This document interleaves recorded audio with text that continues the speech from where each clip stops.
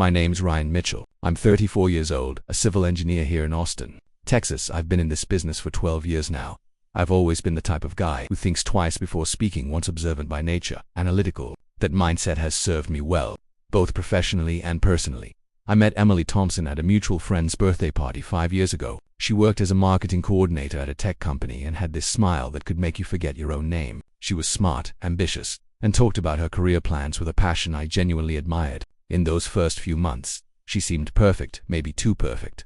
The relationship evolved naturally. Emily moved into my house after we'd been together for 8 months. The property was an investment I'd made 2 years before meeting her, a 3-bedroom home in an up-and-coming neighborhood, financed entirely with my own money. I never thought twice about not including her name on the deed. It was my house, bought with my sweat, but it became our home, built with love. We got engaged last December. I proposed to her at Silka Park during the Festival of Lights. The ring, 2 carats, cost me 4 months' salary. Emily cried, said yes, and posted about it on social media before we even called our parents. The wedding was set for September of this year. Everything was planned, everything seemed perfect. But sometimes the most solid foundations have invisible cracks, and those cracks only reveal themselves when the pressure becomes unbearable. Emily had always been someone who needed constant validation. At first I found it charming. She liked attention, being the center of conversations, receiving compliments. I was more reserved, so we complemented each other well. She would shine, and I would admire. It worked. Then, about 3 months before everything fell apart, I started noticing subtle changes. Emily spent more time on her phone, always with the screen turned away from me. She started going out more frequently with her work friends, coming home late with vague stories about where they'd been. When I'd ask for details, she'd deflect or change the subject entirely. I'm observant by nature. When someone starts acting differently, I notice Emily's inconsistencies began to pile up. She'd say she was having dinner with Sarah, but then Sarah would post photos of being at home with her husband. She'd mention happy hour at the office on Fridays, but she'd come home smelling of cologne, men's cologne that definitely wasn't mine. Small details that, in isolation, could be coincidence. Together, they formed a clear pattern. I never confronted her directly. Maybe I should have, but it's not in my nature. I observe first, act later. That's how I avoid making hasty decisions. Then Saturday arrived, March 15th. I remember the date perfectly because I was reviewing some documents in my home office when Emily knocked on the door. She had that expression I recognized immediately, the same look she'd worn whenever she needed to tell me something she knew I wouldn't want to hear. "Ryan, we need to talk." I closed my laptop. "Sure, what's up?" Emily sat in the armchair across from my desk, avoiding eye contact. I need some time to think." The words hung in the air between us. "Time to think about what?" I asked. "About us, about my feelings, about who I am." 5 years of a relationship and an engagement isn't something you just question on a Saturday afternoon. "Do you want to break up?" I asked directly. No, the answer came too quickly, too desperately. "It's not that. I just need a break, time for me to understand what I really want." Right then, I knew. That same intuition that had made me question all those inconsistencies was now screaming that there was crucial information being omitted from this conversation. But I collected the available data and made a mental note of the unknown variables. "For how long?" I asked, keeping my voice calm. "I don't know. A few weeks, maybe a month. And during this break, do you plan to?" Emily finally looked me in the eye. Be alone, reflect. A lie, a poorly constructed lie. But I agreed anyway, not because I believed it, but because I was already calculating my next move. That night, Emily packed her bags and left for a friend's apartment. She said she'd call me in a few days. I nodded, helped her carry her bags to the car, gave her a goodbye kiss on the forehead, and walked back into my empty house. I sat on the living room couch, the same spot where we'd watched Netflix for the past 1,000 nights, and I smiled for the first time in months. Not out of happiness, but out of clarity. It was like finally pinpointing the exact problem and knowing exactly how to solve it. Emily wanted a break to think. Great. I was going to use that time to think too and plan, and prepare for the inevitable discovery that my inside intuition was right. Because one thing I've learned in life is that when something shows signs of instability, you have 2 options. Try to fix it, or move on to something new. And some problems simply aren't worth the investment of repair. The first 3 days after Emily left were strange. There was the broken routine, the silence where conversations about our workdays used to be, the empty space in the bed. But there was something liberating in that silence too. As if I could finally think without background noise.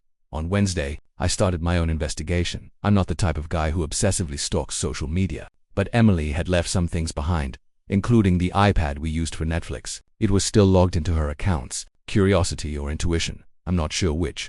But I opened Instagram. The first few photos were normal. Selfies with friends.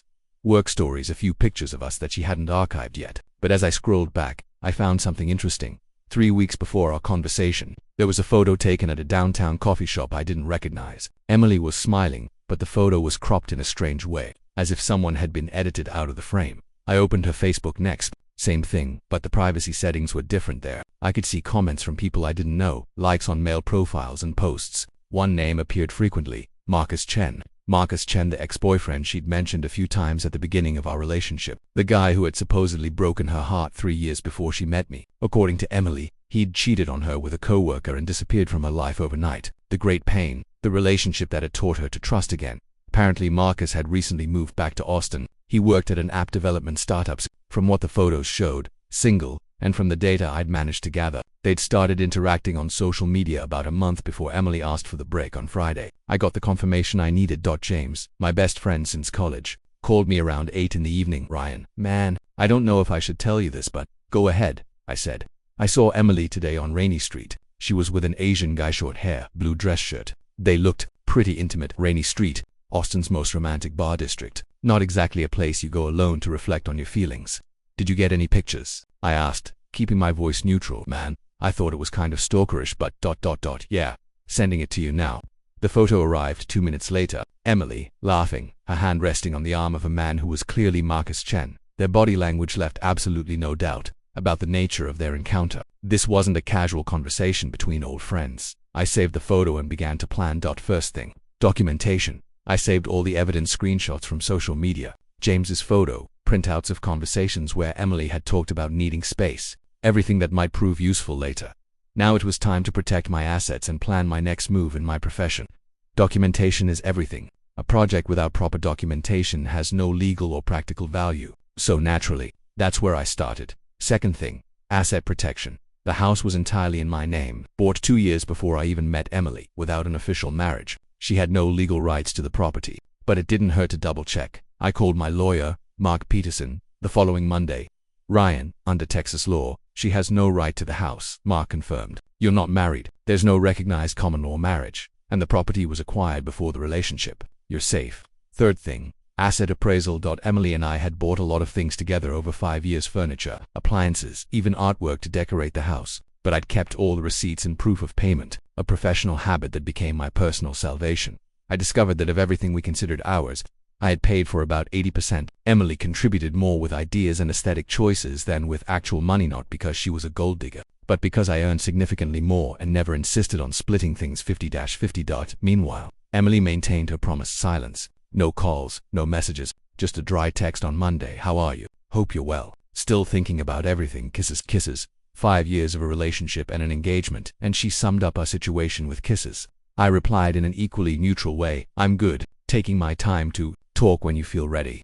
But inside, I was already ready. Ready to find out the extent of the lie, ready to protect my interests, and most importantly, ready for a very different conversation than the one Emily imagined we'd have when she came back.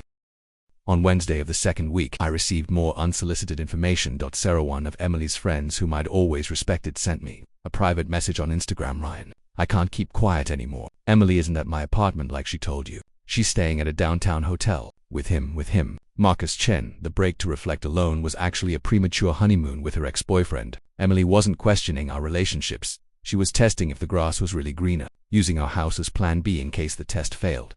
That night, I made a decision that would change everything. I called David Rodriguez, a real estate agent who'd helped me buy the house 3 years ago. "David, I need to sell my property fast. Any problem, Ryan?" "Change of plans. How long would it take to put it on the market in the current Austin market? A house like yours. 2 weeks to find a serious buyer, plus another 3 to close the deal." "Perfect. Let's do it, Ryan. Can I ask why the rush?" I looked around the living room at the paintings Emily had chosen, at the couch where we'd watched movies, at the dining table where we'd planned the wedding. Because sometimes you discover that what you considered home was just a house, and houses can be sold. David chuckled on the other end of the line. "Got it, I'll get the paperwork ready. The for sale sign goes up tomorrow." I hung up the phone and smiled. Emily wanted time to think. Perfect. I was going to use that time to, but unlike her, my thoughts had a very clear goal: to restart my life without someone who didn't value what she had with me. The for sale sign went up Thursday morning, discreet, professional, announcing the house was on the market for $485,000, a fair price for a quick sale. According to David, it was $15,000 below market value, but still represented a considerable profit on what I'd paid 3 years ago. The first interested party showed up on Saturday. A young couple. He was a serviceman from Bergstrom Air Force Base. She was a nurse. They looked at every room with the same fondness Emily and I had when we bought our first furniture together. The irony wasn't lost on me. "It's a beautiful house," the wife said. "Are you moving to something bigger? Change of plans in life?" I simply replied. They made an offer on Sunday, $475,000. Cash payment through pre-approved financing. David called me euphoric. "Ryan, we'll close in 2 weeks." I rarely see deals go this smoothly. Meanwhile, Emily kept to her schedule. A message every 3 days, always vague. "Hi, how are you? Still sorting out my thoughts." Or, "Hope you're doing well. Need a few more days?" I replied in an equally neutral way, but inside I was organizing every detail of my new life. First, I separated all our belongings. 5 years of a relationship generates a lot of shared things. I used a simple system. Everything I could prove I paid for stayed with me. Everything she bought, I put in boxes. Everything we bought together, I appraised by value and practical utility. The 65-inch TV in the living room, I bought it myself on Black Friday 2022. Receipt saved. The leather couch, an anniversary gift I gave her, though she chose it for our house. Ambiguous situation, but it stayed with me because my name was on the receipt. The dishes, kitchen utensils, the washing machine, everything had documentation. I never knew my obsession with keeping papers would become so useful. I called a moving company and scheduled donation pickups for the Friday before key handover, which would be the following Monday. Military precision. Efficient. No room for improvisation. In the second week, I received an unexpected visitor, Marcus Chen. He showed up at my door on a Thursday afternoon, driving a black Tesla Model S, well-dressed, confident, with that air of someone who thought they were in a comfortable position, or at least thought they knew they were. "You must be Ryan," he said, extending his hand. "I'm Marcus, Emily's friend." I chuckled internally. "I know who you are. Can I come in? I'd like to talk about the situation." I let him in. Professional curiosity, really. I wanted to see how the guy who stole my fiancée justifies his own existence.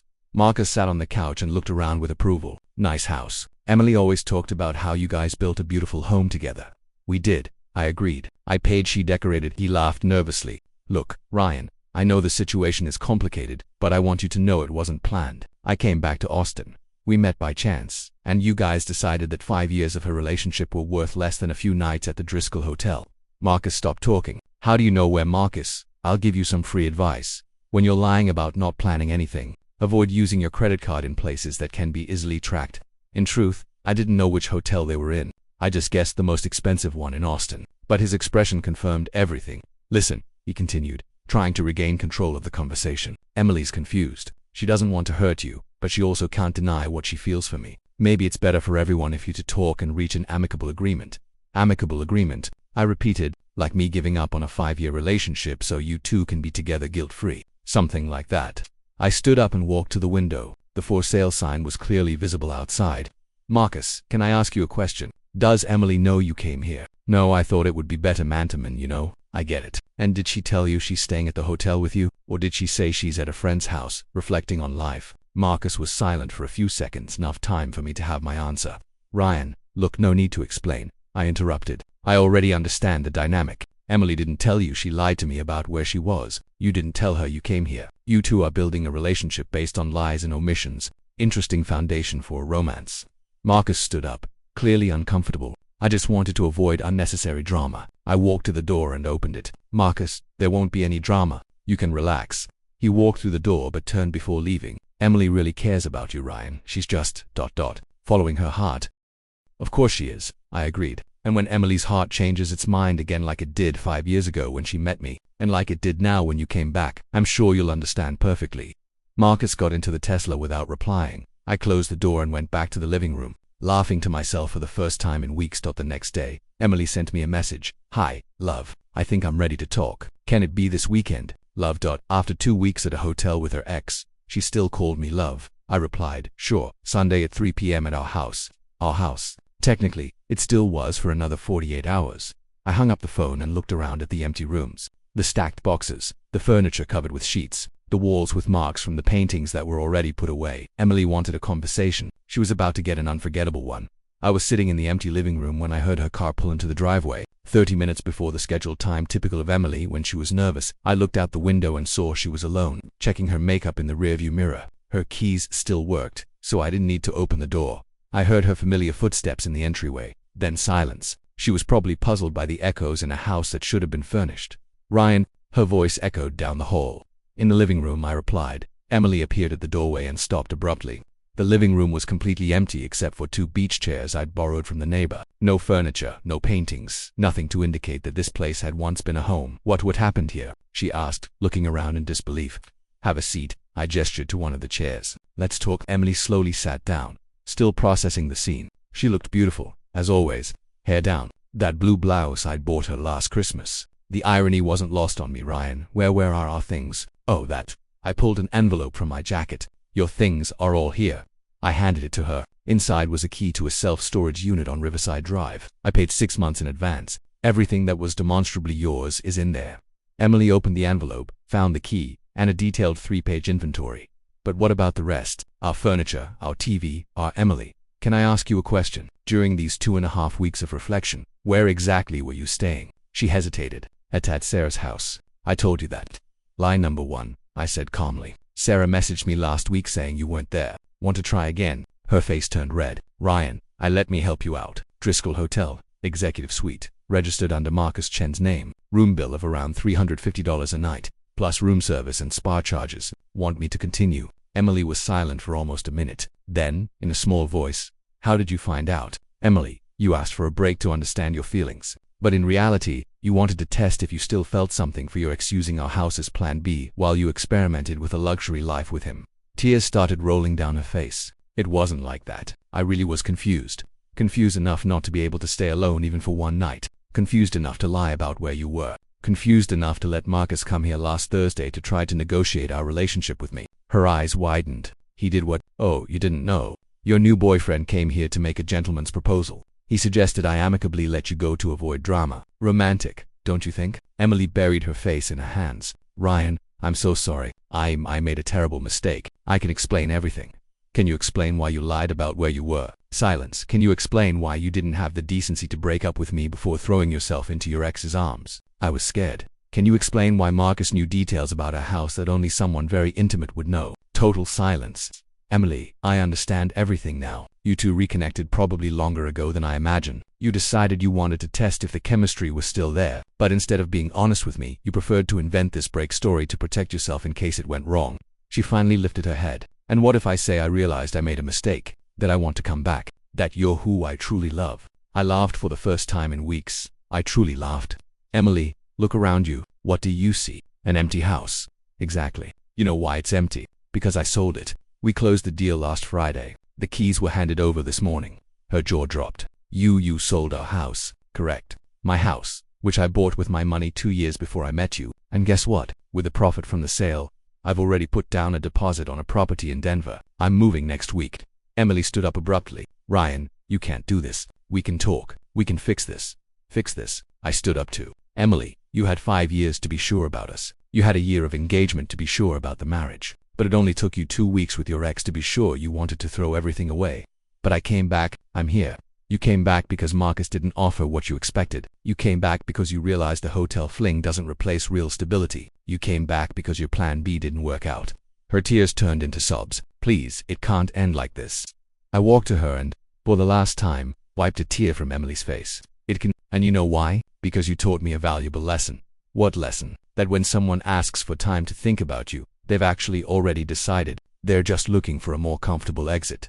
I picked up my jacket and walked toward the door. You have an hour to grab anything you might have forgotten. After that, leave the keys in the mailbox. The new owners move in tomorrow. Ryan winked. I stopped at the door but didn't turn around. Emily, you wanted freedom to explore your feelings. You got it. Now I also have the freedom to explore a life without someone who isn't sure if they want me. I left the house and got into my car. In the rearview mirror, I saw Emily standing in the doorway, crying. I felt a pang of sadness but no regret. 3 months later, I'm in Denver. My own consulting business is growing faster than I imagined. I've met interesting people. I'm rediscovering who I am without having to constantly guess someone else's feelings. Emily sent me a few emails. The first was desperate, asking for a second chance. The second was angry, calling me insensitive and cruel. The third, months later, simply said she understood and wished me happiness. I heard from mutual friends that she and Marcus broke up 6 weeks after my move. Apparently, when the novelty wore off and reality hit, they discovered they didn't have as much in common as they'd imagined. Who knew? Sometimes the best response to someone who isn't sure if they want you is to show them that you're perfectly sure you deserve someone who is. If this story touched you in any way, if you know someone who went through a similar betrayal, Or, if you simply believe that self-respect is non-negotiable, hope it reminded you of your own worth. Have you ever been in a situation where you had to use your intelligence to protect yourself from people close to you? Your story matters too. Until next time, and remember, never underestimate the power of a prepared mind.